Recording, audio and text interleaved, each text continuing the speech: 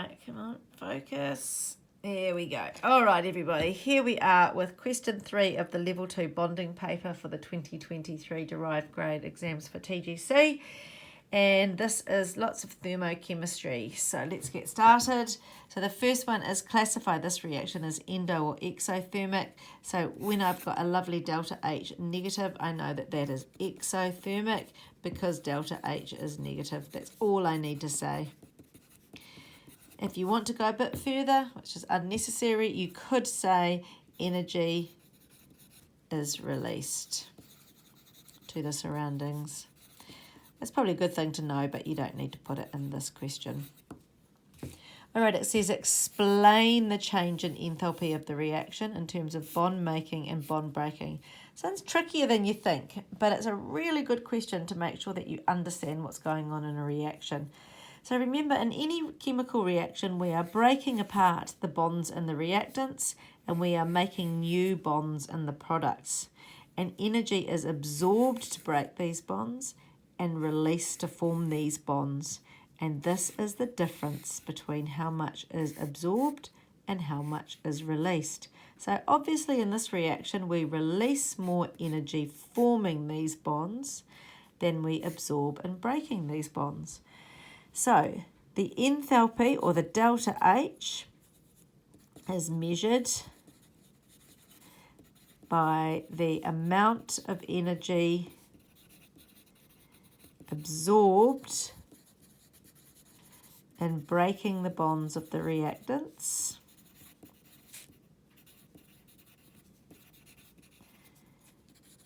and released in forming the bonds in the products.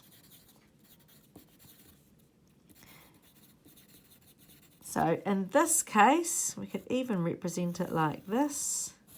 In this case, we have absorbed that much energy and released that much energy. So our delta H is negative 416. We have released more energy than we have absorbed. So we would need to put that into words there. Right, the next one is a calculation. So calculate the mass of sodium that reacts with oxygen to release 350 kilojoules of energy. So the first thing I'm going to come back up is I'm going to look at the reaction, and I see that 4 moles of sodium is going to release 416 kilojoules per mole. So I'm going to write that down. 4 moles of Na releases 416 kilojoules. So what I'm actually going to do now is I'm going to just take that. This is a ratio that needs to stay constant. So I'm going to make it into 1 mole. So therefore, 1 mole of Na. So I divided that by 4. So now I'm going to divide that by 4. So 1 mole would release a quarter of that. So it's 104 kilojoules. Right, so let's just make sure that makes sense. If 4 moles reacting releases 416 kilojoules, does it make sense that 1 mole releases 104? Yes, it does. So then I want to know how many moles of Na will release 350 kilojoules. So it's going to be about 3 times that. So I need to work out what that is. So I need to go 350 divided by 104, and that equals 3.36. So it means I needed to multiply that by 3.36. So therefore, I need to multiply that by 3.36. So that gives me 3.36 moles of Na releases 350 kilojoules. And I am asked the mass, so I need to convert this to a mass. So that equals N times M, 3.36 moles times 23 grams per mole. And that equals 77.4 grams to 3 significant figures. Oh, I reckon that would have been an excellence, but it was only a merit. It's a pretty tough merit, to be fair. All right, over the page, we have got our bond enthalpy question here. So this one asks us for a delta H. So it's a simple one. It's not asking us to calculate one of these by using a little bit of algebra. We need to be really careful in here. So let's figure out all our bonds breaking first. And you just have to be so careful. So if we look at C4H10, 1, 2, 3, we break 3 times C to C. You might think it's 4, but it's not. See why I put a little line to show which ones I have broken. And then I've got 1, 2, 3, 4, 5, 6, 7, 8, 9, 10. 10 times C to H. And then I've got an O to O, but I've got 6.5. So I've got 6.5 times O to O. That's on my bond breaking side. On my bond making side, okay, I have 4 times CO2. Each CO2 breaks 2 bonds. So that's 2 times 4 is 8 times C to O. Common mistake there.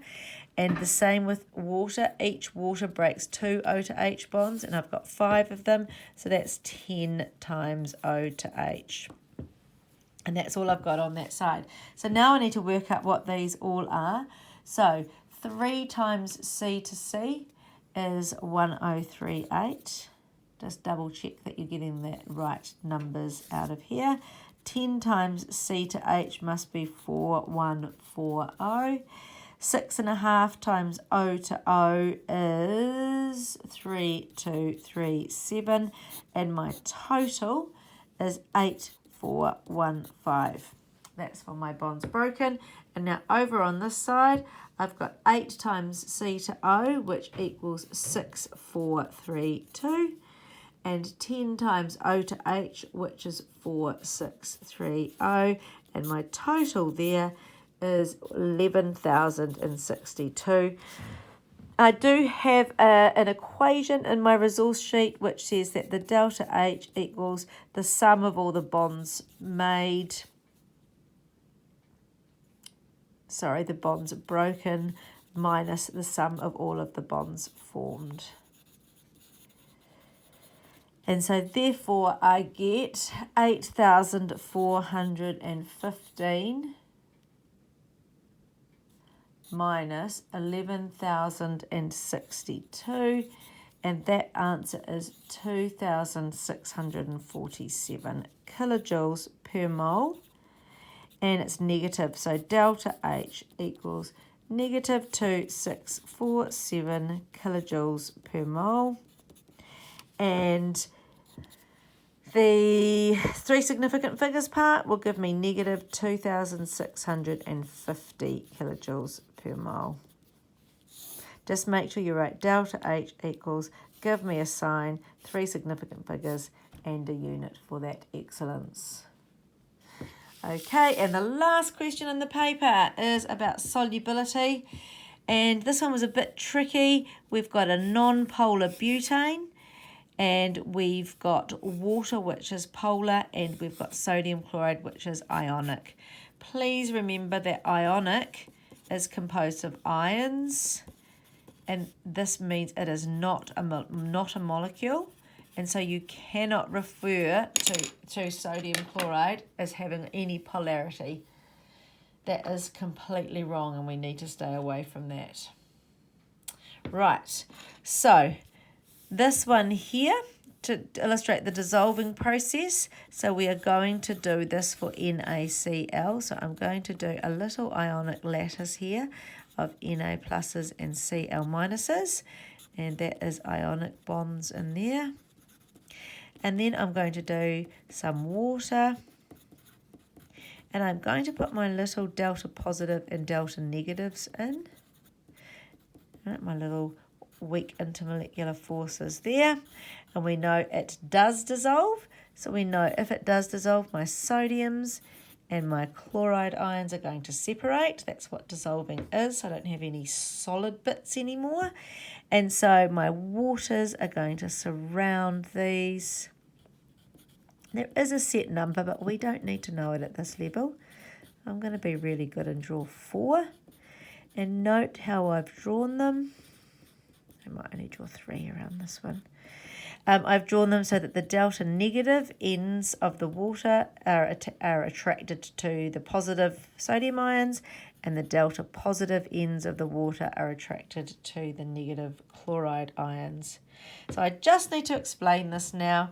So I need to say that the attraction between polar water molecules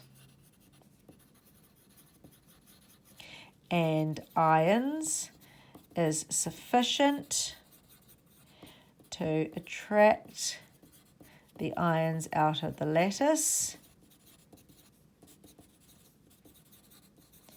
and form hydration shells, which is the waters all around the ions. And I can put a little bit more detail in here. I can say the delta negative of oxygen and water is attracted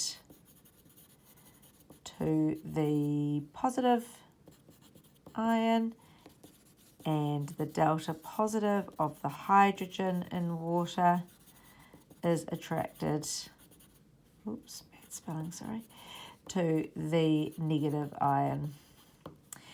So the attractions between the water molecules and the ions must be sufficient or better than the attractions between the water molecules and between the ions. So these attractions must be the most favourable if this process happens.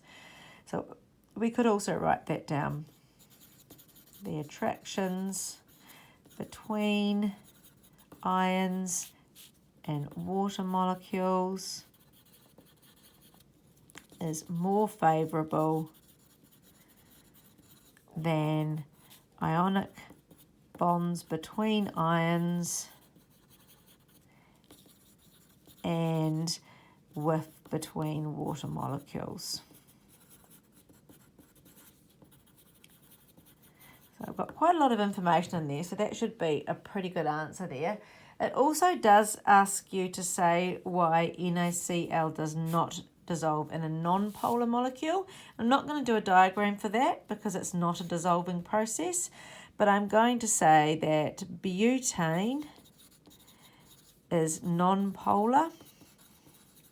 Therefore, the attractions between ions and butane molecules is insufficient. That they do exist, so don't write there are no attractions, there are definitely attractions, is insufficient to overcome either or both of the width between butane molecules and or the width between water molecules. Sorry, not the width. I wasn't thinking there. Let's just back up the truck there, silly mistake. And the ionic bonds between ions. So we've got the same attractions that attempt to happen, but for some reason, if this was butane, either these or both are too strong, so that the bonds that try to form between the two different substances are not strong enough to attract the ions out of the lattice. And that's the main idea there. I think that is the last question in this paper. Boom. Well done, you guys. You got to the end of this paper, and I hope your revision goes well for your end of year exams. And we'll see you in class at some stage soon. Haere rā.